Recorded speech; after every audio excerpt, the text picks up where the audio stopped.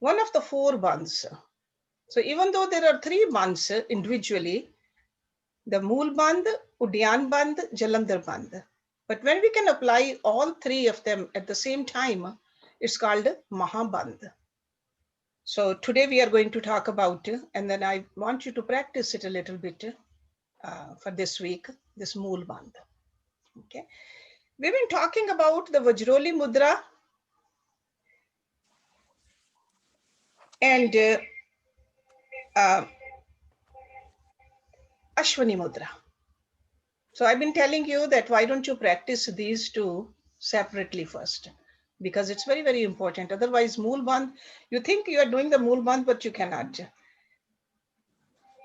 And Jyoti, I think she did post it on the website also and sent on the WhatsApp also in this group, the pictures where the Mool Bandh is supposed to be applied. See, mudras, we've been doing mudras so far. Mudras, we just contract and relax, contract and relax. That's how the mudra is. But the bandh is you just hold on to that contraction for a longer period of time. That's why it's called bandh. Bandh. Okay. So let me just revisit the other two which I just mentioned. The muscles of the urethra and anus, they are separate. We all know that. So when we control the urge to urinate, the urethra is tightened, not the anus. So the concentration or the contraction of the urethra muscles is called Vajroli Mudra. Vajroli. And when the contraction is confined to the anus, it's called Ashwani Mudra. So separately we do it. But the contraction of the area between the two, okay, between the two, just the area between, that's called a Mool Bandh. Mool Bandh. So for men, this is experienced in the region of Mooladhara chakra, and for women, it's just inside the entrance of the womb. Because anatomy is a little bit different. So that's why we got to know in our own body where the contraction is supposed to be felt and where are we supposed to meditate upon. So how do we do it? We do it in a Siddhasana. Siddhasana is when we bring one of our foot and normally the left foot, left heel as close to our body as you can. See, when we were younger, we could do it a little better. But even now, just try to do the Siddhasana as well as you can do. So bring your left foot close to the body and bring your right foot, put it on top of the left foot and try to sit straight. That's how these bandhs are supposed to be applied. That's how you can influence the Mooladhara chakra better. So sit in a Siddhasana, close your eyes and relax the whole body. Breathe naturally. Focus the awareness in the perineal and the vaginal area. You are supposed to contract the region by pulling up these muscles. Feel the pull up of the pelvic floor and then relax them. Continue to briefly contract and relax this region rhythmically. So this is like you are starting yourself. So just contract and relax, contract and relax. And then slowly, so this is a stage 2. So first stage is that. So if you want to just go slowly, just do stage 1 for some time and then move to the stage 2. Stage 2 is hold this contraction. Continue to breathe normally. Do not hold the breath.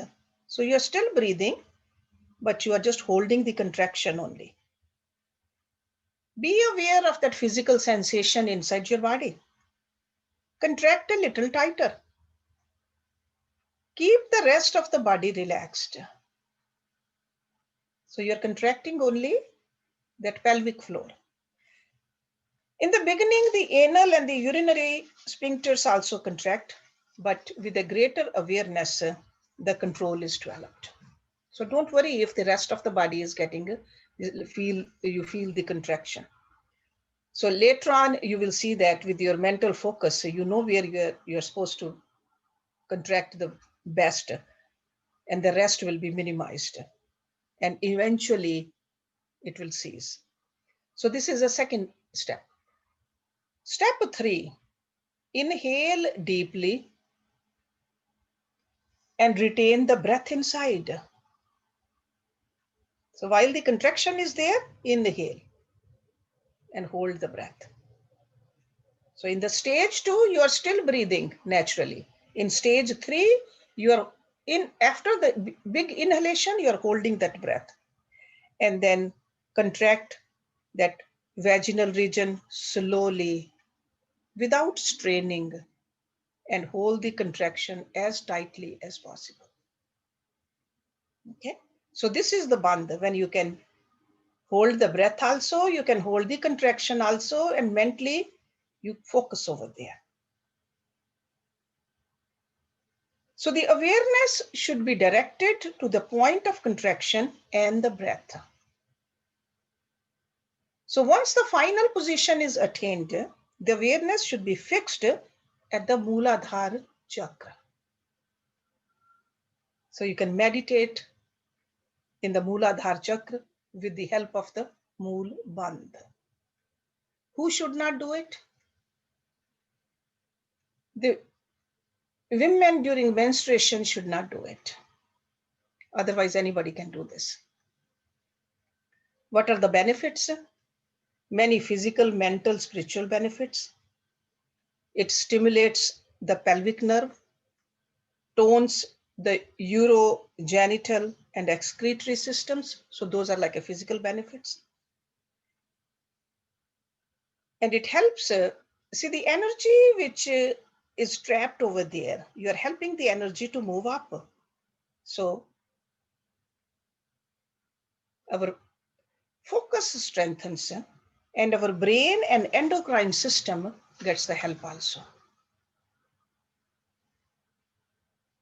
Another benefit, the scriptures say, it relieves depression.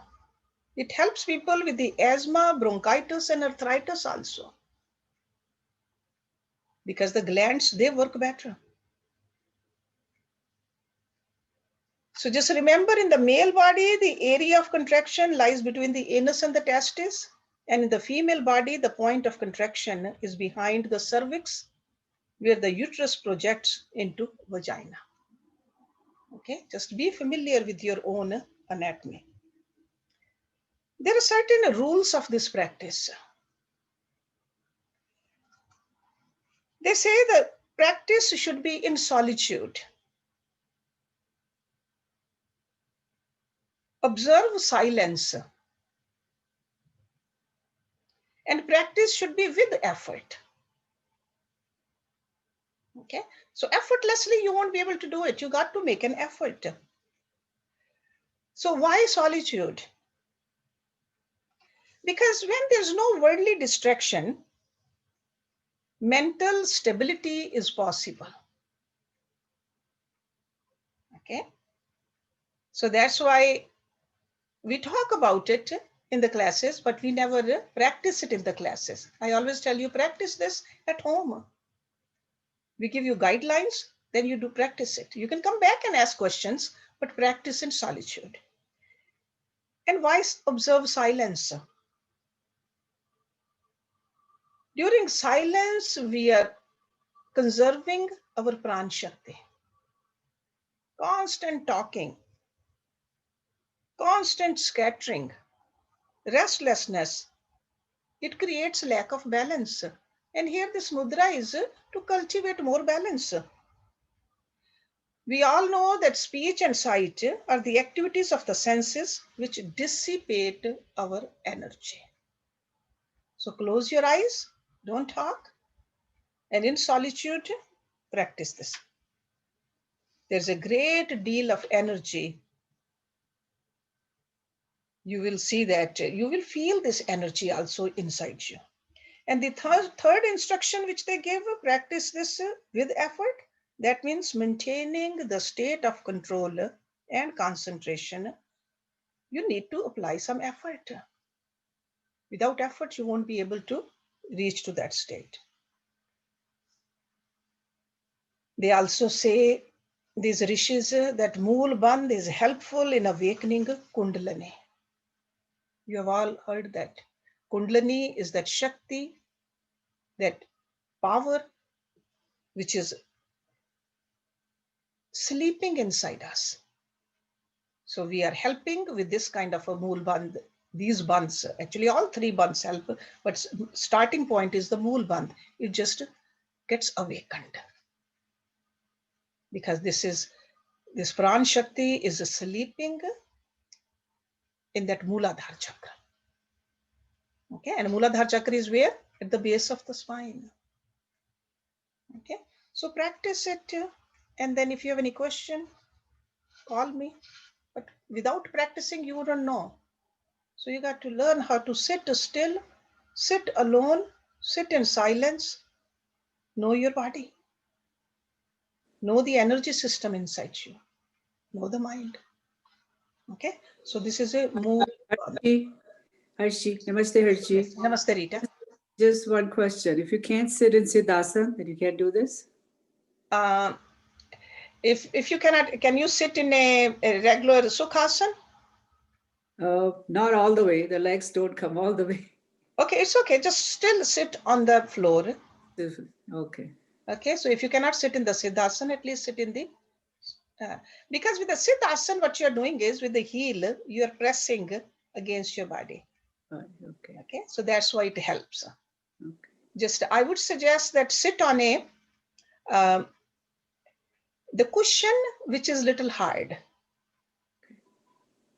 If you're sitting on a cushion which is high also and hard also, you will feel the similar kind of effect. Okay. Okay. Okay. So don't do it on the couch. Don't do it in the bed. Just try to do it on the floor if you can. That is the best way to do it. Okay.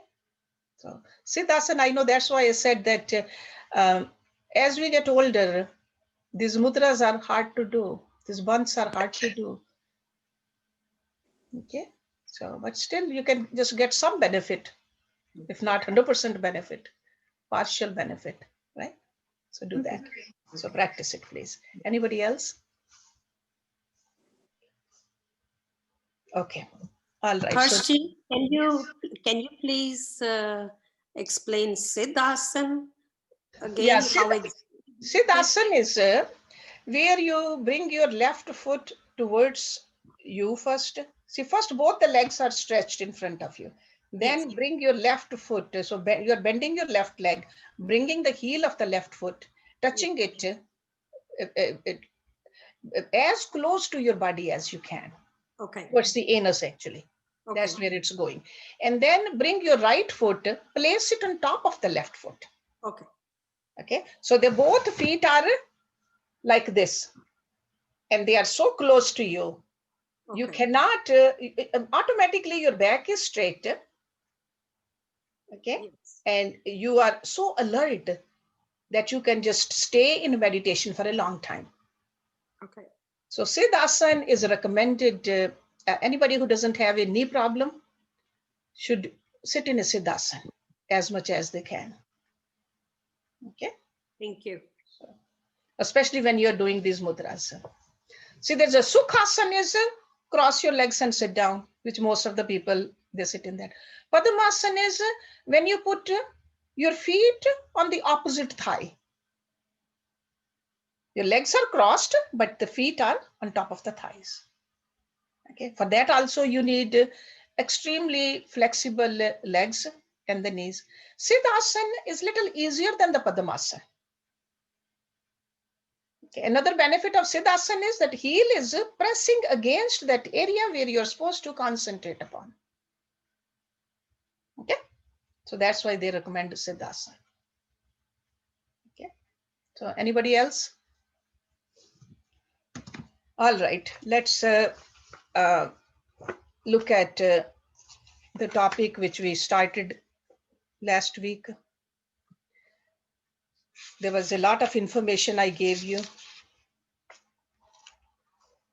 And I told you that path of forgiveness is the practice of yoga. Okay. Sure, ordinarily also when we forgive, we feel better. But if we are really a serious yoga students, this forgiveness is the practice we must do.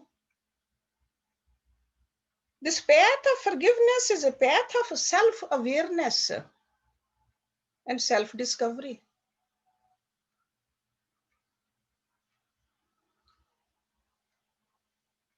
When we are ready to forgive somebody or we are thinking about forgiving somebody, it really intensifies the quality of our life experience. It really strengthens our sense of personal security and self-esteem. There's so many benefits from this practice. Because conflicts are in everybody's life. It's like they say it's inherent in living when it enters our lives. And when we are wrapped in emotional pain, sometimes we get so caught up and we think that our anger is justified. And we cannot walk away from the resentment. But at the same time, we know that our health and happiness is dependent upon this forgiveness. When we don't forgive, we become trapped in our feelings. We keep on reliving the past anger, the hurt, and we become victim to a new dead experience. Maybe it happened 5 years ago, 10 years ago. Some people even talk about their childhood traumas again and again. So they are reliving that trauma again and again. But when we understand the price we pay for holding on to these harmful thoughts and emotions, then we start thinking about this liberating process, which is called forgiveness. Even the modern experts, they have found that our thoughts and emotions are like waves of messages. They keep on washing over all of our cells of the body. And there are destructive mental images, thoughts, feelings to affect our health and sense of well-being. And that's what we discussed last week, that forgiveness has a healing effect on the mind also and on the body also.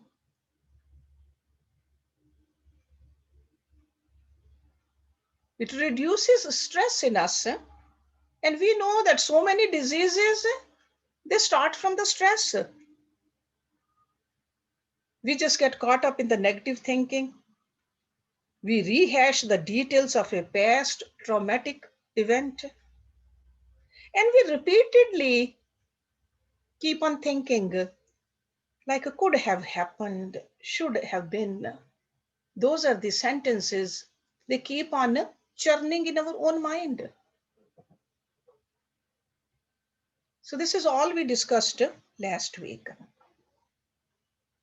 So today let me give you the 7 lessons on how to finally let go and forgive someone. Because this is a process. We need to learn how to go through this process. See, some people we can forgive very easily. Some instances we can forget. But the closer the relationship, harder to forgive. Or sometimes the event was so traumatic, very hard. We say, no, I cannot. But listen to me with this, these 7 lessons. You can use either one of these lessons or all of them and see if it helps. Number 1, forgiveness does not mean forgetting.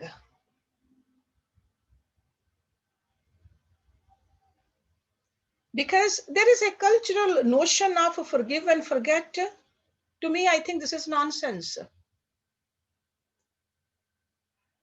It's highly unlikely that you will ever be able to forget a serious wrong committed against you. Okay, that stays with you.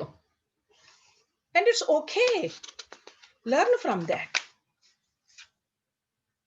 Because if your bar for achieving forgiveness is elimination from memory, you are setting yourself up for chronic frustration and even guilt.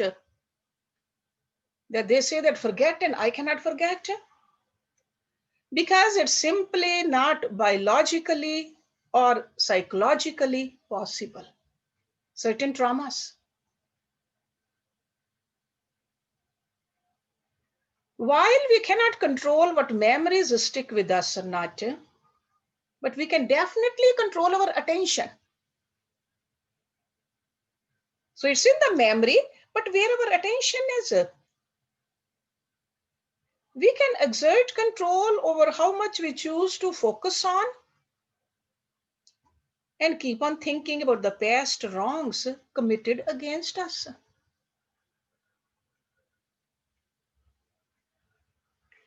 If you acknowledge them, sure, something wrong did happen, but then choose to refocus your attention elsewhere. Instead of keep on thinking that something went wrong, something did something to me, but now I'm going to focus on something positive. This is like a attention elsewhere. So you will make it less likely that these memories will intrude you in the future. So in other words, from this lesson number 1 is you cannot control your memories, but you can control your attention. So do not waste your time erasing your memories. Set and enforce healthy mental boundaries, and your mood will thank you for it because you will feel positive. Okay, so instead of keep on thinking about that negative. Number 2, forgiveness and anger do not mix well. Because feeling angry temporarily feels good. It's an ego boost. But in the long run, unchecked anger often leads to unhelpful amounts of mental elaboration over the wrongs done to you. And that's how you keep the memories strong. You keep it very readily accessible to you in the mind with the help of that anger. Whenever you feel or you notice that yourself feeling angry, pause briefly and acknowledge the anger. Validating that you have every right to feel angry, but then ask yourself, will continuing to elaborate on what happened and extending my anger do me any good in the long term? So ask yourself this question. Just because your anger is justified doesn't mean it's helpful. Validate your anger, but do not feed it. Okay? Otherwise, this anger is like a fire. The more you feed, the higher it will become. And only you are getting the burn from it, nobody else. Forgiveness, number 3. Forgiveness does not mean endorsement.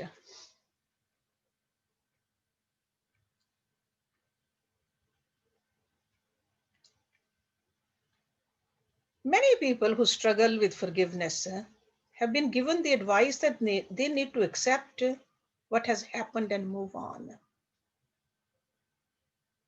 But the problem is with the terms like acceptance, they are very fuzzy. They mean different things to different people. Because many people, they hear the word accept and assume that it implies endorsement. They think that somebody is saying that it's okay what has happened to you. But the acceptance does not mean endorsement or justification.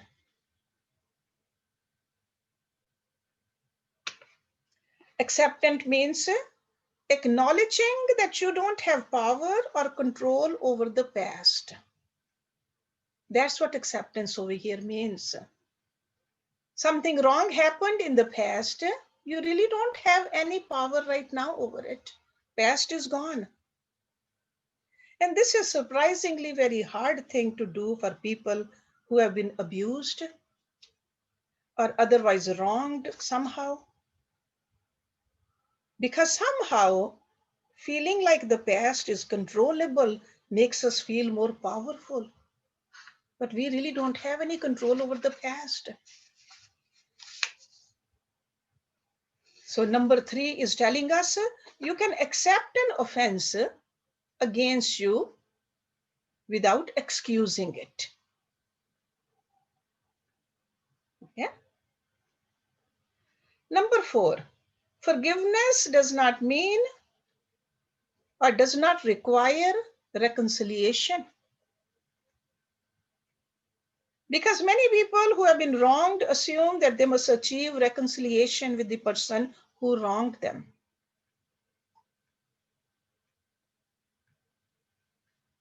Especially people with a very strong religious backgrounds. They have this notion. But reconciliation is not required for forgiveness. In fact, holding out for it can actually be detrimental to achieving genuine forgiveness. It's dangerous to spend time and energy trying to control things we don't ultimately have control over.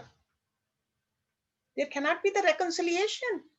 The damage was done by somebody so much, it's better to move away. There's a tremendous opportunity cost in making forgiveness dependent on reconciliation. Hope for reconciliation if you wish, but don't expect it. Number 5, forgiveness is not one decision. So forgiveness begins with a single decision, but it doesn't end there.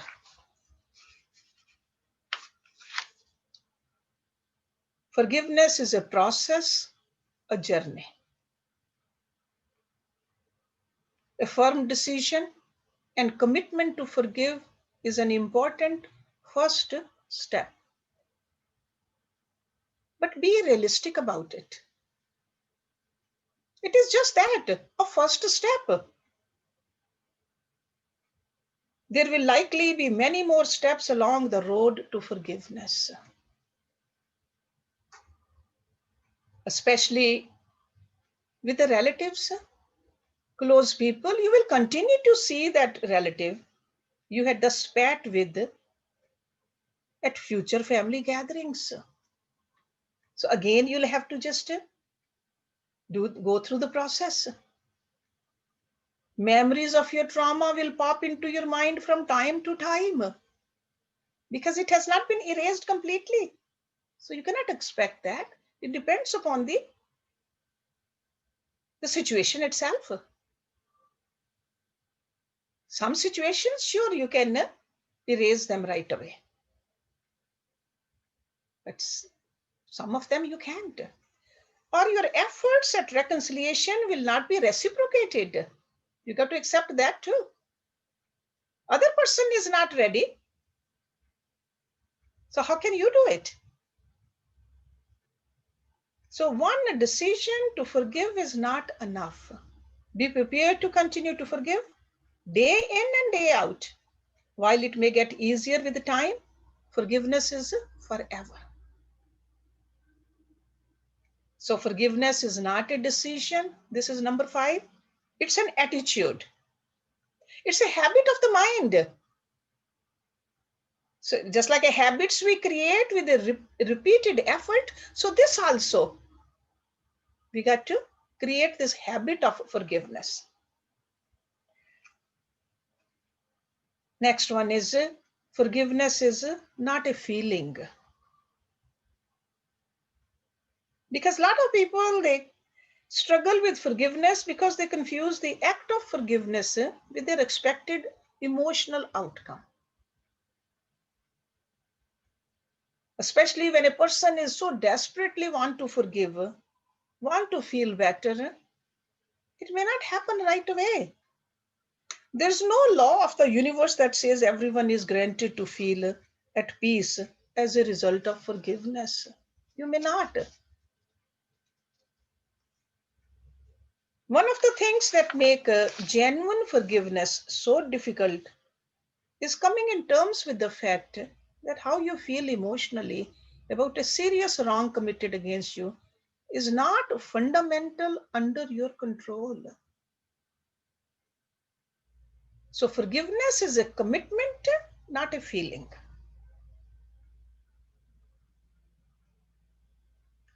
Most of the people, they tend to feel better as a result of forgiveness, but it is a mistake to expect a certain set of feelings. That's what I'm trying to tell you. Okay. And the last one is your road to forgiveness is your own. There are almost always other emotions present worth considering on the road to forgiveness. Cultivate a habit of looking beyond and beneath your most obvious emotions and noticing smaller, quieter ones also. So it's okay. This is like something we are learning about our own journey, our own mind. Allow yourself to feel sadness sometimes, regret sometimes, or even pity about what happened, because it could be so traumatic. It's okay to feel that way. You may be able to see your offender and offense in a new light. So, in other words, embrace the emotional distinctiveness of your own road to forgiveness. Don't compare your notes with somebody else. They could forgive, I could not. So, there's no hard and fast rule. Okay? It's a journey. And it depends that what kind of a relationship was there with that offender. How old were you? Because sometimes some traumatic things happen in childhood. At that time, you were totally helpless. Only hard and fast rule is all these memories are in our mind. Mind is going to go with us even after we finished with the journey with this particular body. So we want to have this mind cleaner. That's the only hard and fast rule. How you do it, how fast you do it, with whose help you do it, that could be all different. Because when we are holding on to certain emotions, and we always hold on to these negative emotions stronger than the positive emotions. So if we understand it, no, this is my journey, my mind, and it's up to me to let go, maybe slowly, maybe fast, but it's for me to do it. Sometimes while living in the relationship, a time might come that you have to sever the relationship. It's okay. It's not that the first chance we get, we should sever the relationship. Relationships are very important, but at the same time, more important than the relationship is our own mind. Mind is going to go with us. We want to have a mind which is clean, pure, which the mind which listens to us. That's the kind of a mind we want. And if we have these traumatic experiences, effect of the traumatic experiences in our mind, that mind is not a cooperative mind. So accept it, or accepting something that we need to forgive is the first step. Accepting it. Especially when it's between two people, close relatives, especially the partners. It could be the closest relationship is husband and wife or two lovers. In that kind of a relationship, forgiveness can happen only if both of them accept it, that yes, there was some wrongdoing done. That is the very first step. Because if you are not even clear about it, one person doesn't even admit it, then it's not going to happen. And the second is get brutally honest with each other. That forgiveness can work out. Look at the relationship and see where it went wrong. Both the parties got to take the responsibility. It is never only one person's fault. Think about the person on the other side also. Both of them should see that. Think about the other person. Because normally we only think about ourselves. Think about the other person also. And take your time. Take your time. And at the end, realize that forgiving your partner doesn't mean you will stay together. Because sometimes if the offense is so big and the person cannot take it, but sometimes people let go of the relationship, but they hold on to the trauma. Over here, we got to work on that. We got to let go of the impressions of the trauma, whether we stay in a relationship or not. And it could be between two friends. It could be between two relatives. So the message I'm trying to give you is that forgiveness has all the benefits, but sometimes forgiveness could mean a long journey. Don't expect that you heard about forgiveness and you can forgive everybody. We got to reflect on our own mind. Reflection in our own mind, understanding what is really happening, it comes when we meditate. That's why I told you it's a process for a yogi. Because ultimately we got to become one with that highest, where there is no flaw, which is all loving, all beautiful, all compassionate. So we have to have those kind of qualities also. Okay. So just another thing which really helps is writing it down. Because sometimes we think that, oh, a person did a lot of harm to me. But put it down on a piece of paper. What was it?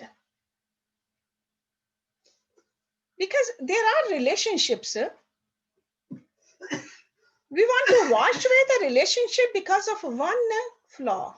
How about all the great things which happened in that relationship too? That's why they say this gratitude list is very important. Flaws we have. So because of one flaw, we just let go of the relationship. That's not good either. So gratitude list. Anytime some positive thinking come in the mind, think about something. If there's a negative, put the positive in there. You'll just have a better understanding. And a lot of times, it's not even personal. We got to look at it. Your boss or somebody you know, your friend, and you just thought that the person did it, but it was not even about you. Maybe it's their behavior to talk like that. Maybe this has become their nature. It's not only about you. See, like if a friend is talking behind you, you find out maybe that friend has a nature talking about everybody like that. So don't take it personally, because the minute we take it personally, we are putting a little blemish in our own mind. So when we can do that, the situation becomes less personal and much less painful. Another thing the yogis, they say, widen your perspective. That means that try reflecting on the offender's suffering. They may have acted out like that out of fear or pain, or maybe they cannot help themselves. When somebody is sick physically,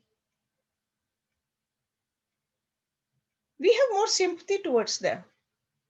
But if somebody is sick mentally, that's also a sickness.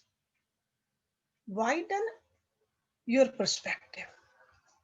So that doesn't mean that their action is right or okay, but it will make them understandable, less personal, and therefore less painful when you look at it under that light. Every day we should take a break from thinking negative consciously and choosing to think and speak in a positive way. Every day, spend some time. Tell someone that you care about them. And mean it too. You will see that your own hurt will dissolve away. Or write letters to friends. Let them know how important they are in your life. Or write letters to God. You will see that this little pain will dissolve away. Do it right and do it often. Develop a close relationship with God. Sure, worldly relationships are important, but not as important as that relationship. When that relationship is established, it's very easy to handle these worldly relationships too. And ultimately, remember how long we're going to be here in this body. That is not a negative way of looking at it. That's a very positive way of looking at it. How long we are going to live? How many days, months, of years do we have left on this earth? How much of that we want to devote to emotions like hurt, anger, or resentment? How much do we want to blame and complain? Since we don't know how long, or we don't know what will be our last moment, we should consider choosing the best life experiences as a regular practice. We really have this choice. Every second we live. Believe in that.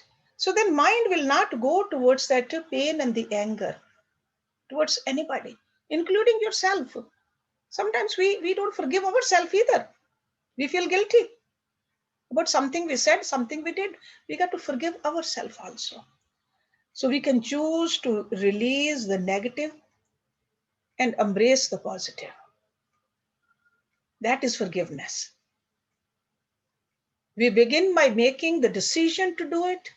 See, the very first thing, that's why I said accept it. We make the decision. This is often the easy part because the rest of the decision follows this. So we got to start with this kind of a frame of mind. Okay, so now if anybody has a question, we can talk about it. I'm going to end it here. So, and again, if you sometimes, yes, Raj, just one second, Raj. If somebody, this is like a one-on-one also, there are therapists also, there are counselors also, there are gurus also, there are wise people in every family also. So wherever you feel the connection, because some of the deep down traumas or the emotions, they should be talked out. Wherever you can get help unconditionally, it's good to get help. And good to get help early, not late. In old times, there were grandmas, or there used to be gurus. They were available all the time. So I'm sure these days also they are available. There are some very wise people out there. Seek the help. Okay. Yes, Raj. Hershey, can you please just give the titles of all the 8 different categories you gave? Oh, the seven one, right? 7. Forgiveness does not mean forgetting. So that means, because we normally want to forget what happened. No, we cannot. Some of the traumas we can never forget, but we can definitely ease the pain and we put attention towards somewhere else. Okay. So the second is forgiveness and anger don't mix well. Yes. Then comes forgiveness does not mean endorsement. Forgiveness does not require reconciliation. Forgiveness is not one decision. It's not that today you decided and you can forgive. Okay, it's a process. It's like you got to change the habit of your mind. And forgiveness is not a feeling. So what do I mean by that? It's not a feeling. That means it's a commitment.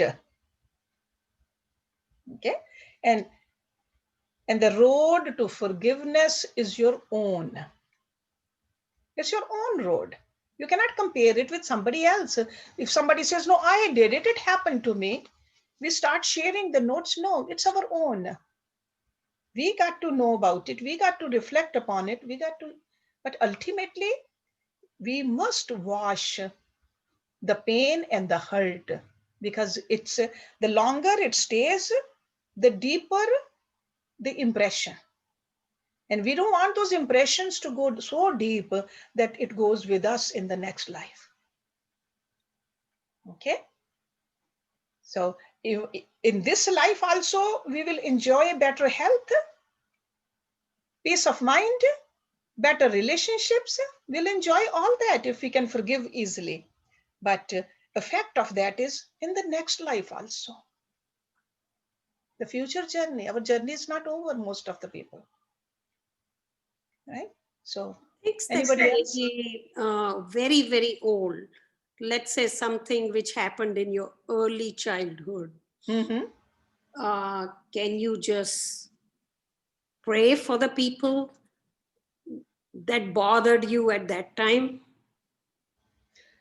Like in a way forgiving them so you don't keep it in your own intellect and it travels with you. Yeah, no, you can do that, but I would say just it's forgiveness is more about yourself, not the other person. Mm-hmm. You don't have to pray for them. Okay, unless it helps you. Yeah. If it makes you feel better, then sure, do it. Otherwise, no. To me, I think it's your journey, not somebody else's.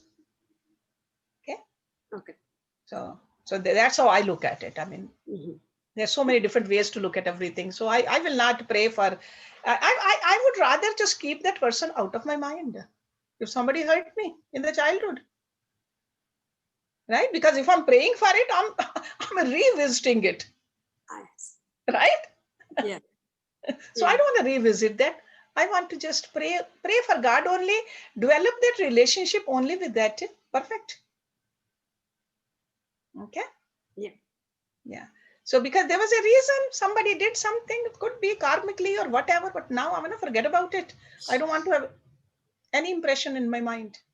Why they did it, what happened? Because sure, there are always things are happening, long life. Sometimes, most of the time, especially when we were younger, we were powerless.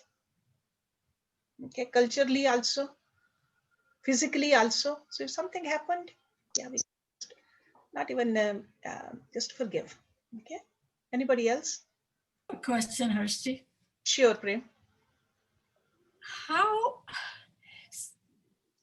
something big, let's say, happened, and you think that you've forgiven the person, but it seems like it's too easy because something big happened and you just took it kind of lightly. And my question is, could that be suppression, or could that be really such a magnanimous way of looking at things and forgiving? No, it depends on the person to person, because just like if I have to lift 50 pounds, a weak muscled person cannot. A strong muscled person can. So the same way, forgiveness muscle, maybe somebody has stronger forgiveness muscles. That doesn't mean they are suppressing. Okay. Okay? Okay. So that's why it's a very personal thing. So let's suppose some people get pained. Yeah. Even at a small thing, which other person say, hey, it's nothing. Why are you worried about it? Why are you so painful about it? So everybody is different. So if somebody can just let go easily, that doesn't mean they are suppressing. And supposing that one is suppressing, does this in meditation, does this get activated and then you have an opportunity to forgive? Yeah, it will. If you are a serious meditator, definitely it will come up again, because that's what happens in meditation. Whatever is there in the mind, it comes up.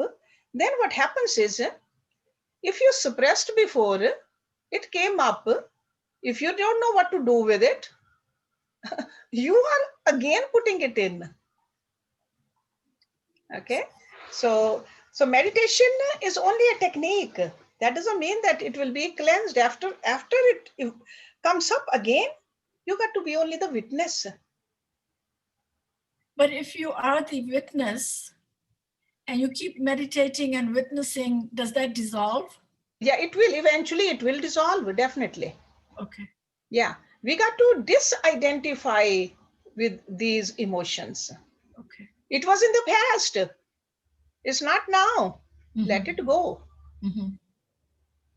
Don't revisit. Okay. Well, see, revisiting is the problem.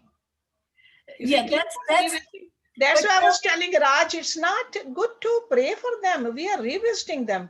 But Hershey, you only revisit if it's in your conscious mind, right?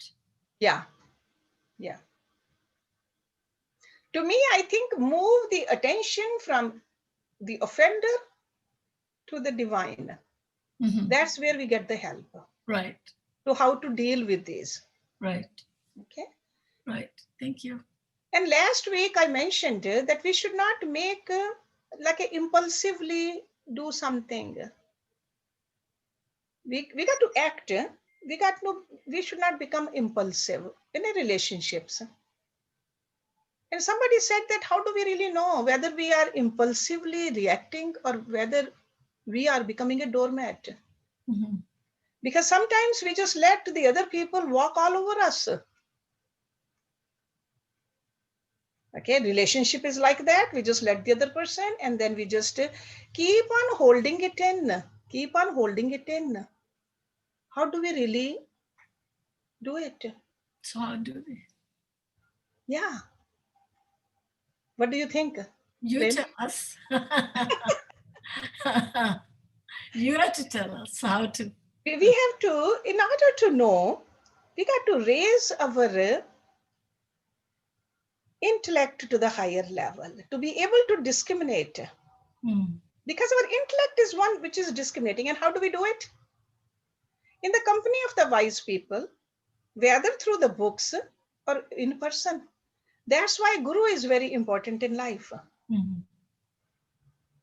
Guru clarifies it for us. We open up with the Guru about everything.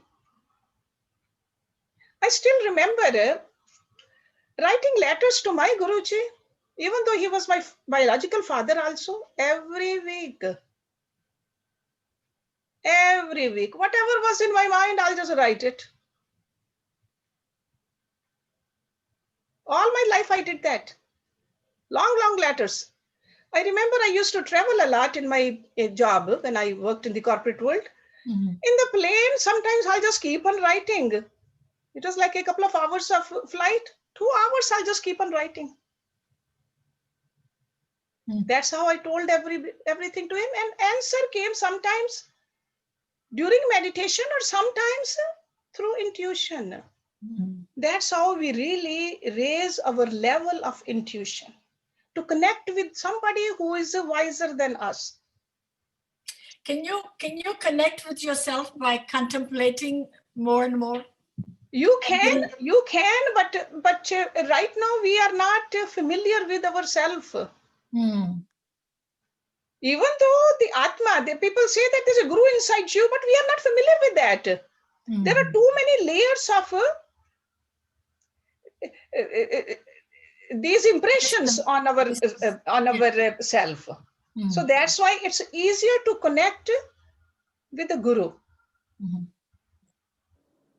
Okay, so Guru teaches us. When we open up, Guru tells us, and Guru has many different ways of telling us.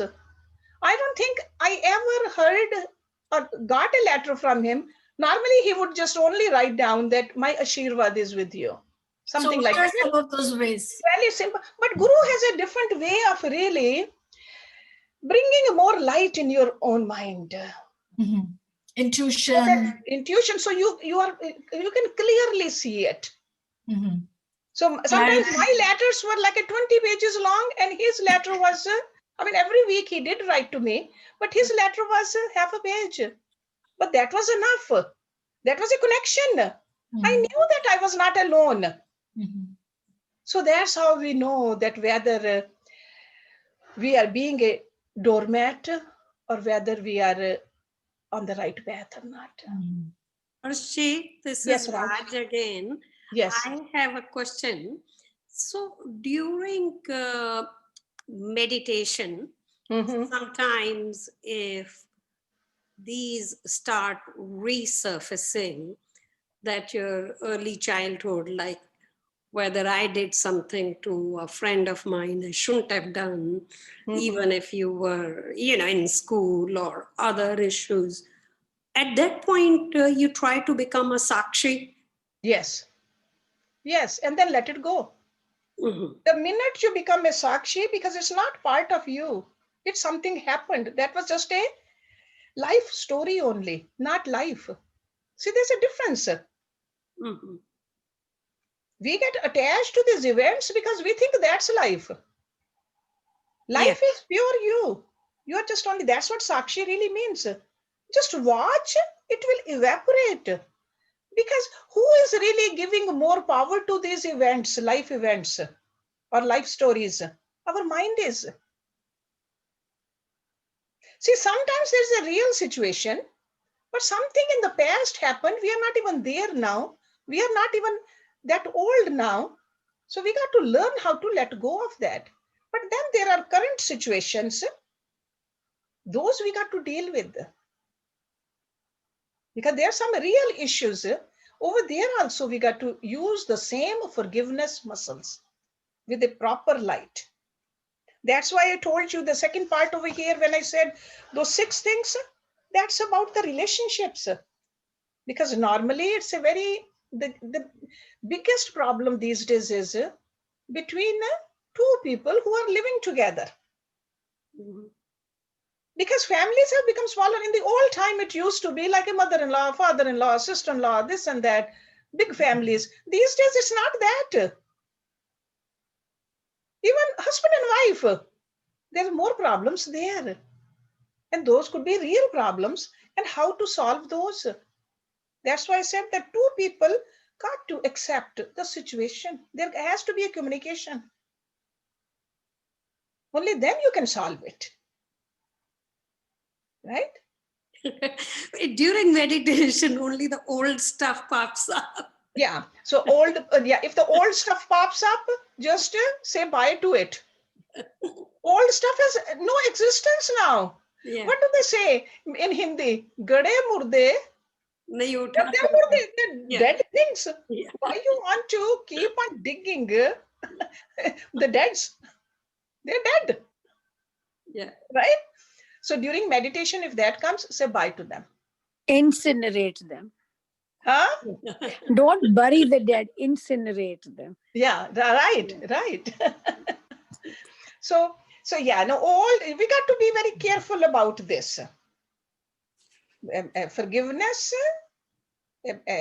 is for ourselves. It helps us. We are not giving something to somebody. It's for ourselves. So the minute we understand that this is helping me, then we'll go through this process. It's helping me. Why I want to waste my beautiful human life? Especially something which happened in the childhood. I don't remember anything that I'm holding as a grudge. I have nobody to forgive. That's good. Good for you. Urmil, that is really good. That's right. I keep saying, do I need to forgive anybody?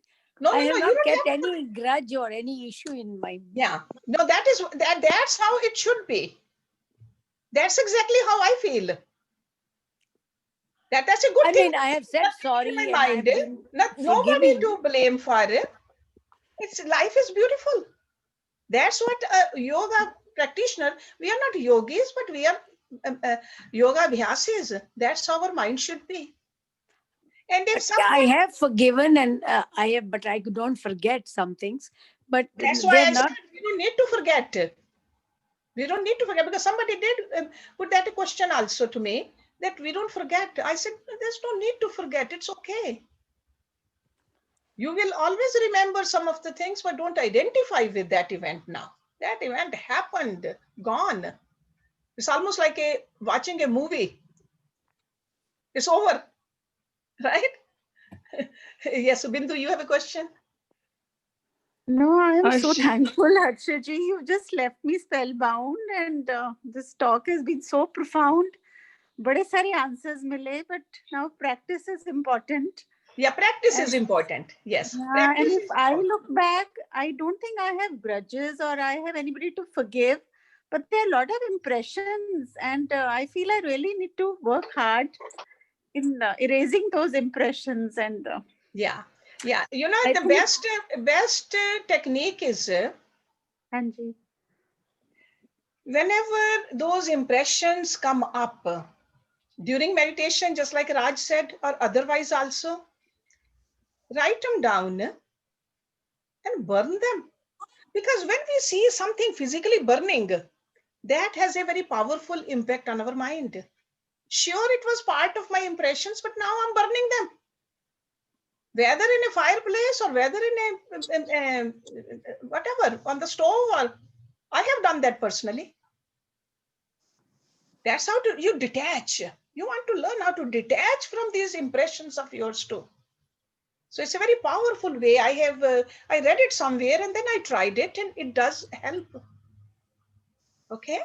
Would that work for other things like shortcomings also? procrastination and stuff like that? Those I think you'll have to work on. If you're a procrastinator, you got to just make sure that whatever you want to do now, do it now. No, for that you got to apply your will. Apply your will. I'm going to talk about will one day, because will is also people just like a forgiveness, not proper understanding of forgiveness. The will also I'm going to talk about. Okay. We're going to talk about discipline also, right? Yes. Yeah, we have all life, Prem. What's the hurry? Hershey, it's Yes. a beautiful class. I do practice what you've told, but it's hard to forget. That's why in today's lecture I told you, don't even put yourself up for forgetting. If you just keep on forgiving, forgetting will happen automatically. Okay, so don't worry about it right now. Otherwise you are defeating yourself. Okay. Thank you. Yeah. So thank you so much, Hershey. No, your questions are wonderful. And if anybody wants to talk to me one-on-one, I am available. Please. Okay. Because sometimes everything cannot be talked about, especially on Zoom and in an open class like this. Okay. You're always so generous about that. Thank Hershey, you. I know. No, Yeah. I'm not telling you. I don't call myself a guru, but at the same time, it's just, I'm here, put it this way. Enlightened, Hershey, enlightened friend. Yes. Whatever you are No, calling. you are I like you that. are a guru to me, Harshaji. You have become a guru to Okay. me. Thank And you, how Bindu. do I reach out to you? Your Chicago friends can meet you, but how do I reach out to you? We are her Bindu, students. you are in Delhi, right? Hanji. Next Fly time over. I used to come to India every year. So because of COVID, I'm not coming this year. But whenever I come next year, I'll let you know. We'll meet. Okay. Okay. I'll be blessed. Yes, Take a yes. flight. United Airlines direct flight. So right Yeah. now I'm not You going. can stay with me. COVID has put a halt. Yeah, I've been visiting my sister often. Met you all, but Urmil, she is my sister. She can. You have baked the cake Oh for my her God, son I so was just many going to times. say, Manju, I was just saying you look like Manju. Oh my Yes, God. yes. So Manju, not only your sisters come, the other Oh. Oh wow. So let's Said have that. Rita. Then I said, Rita I say should इसको have. क्या problem है आने में मंजू उसको बुला ले अरे Covid में कैसे आऊं? People are still traveling. हम तो शिकागो में रह के भी हरजी के पास नहीं जाते सिर्फ पराठा दे रहे हैं। Urmil, she is capable of hiring the whole plane. I don't have to call her. She can do it on her own. So Bindu, we'll see you, I'm sure, God willing,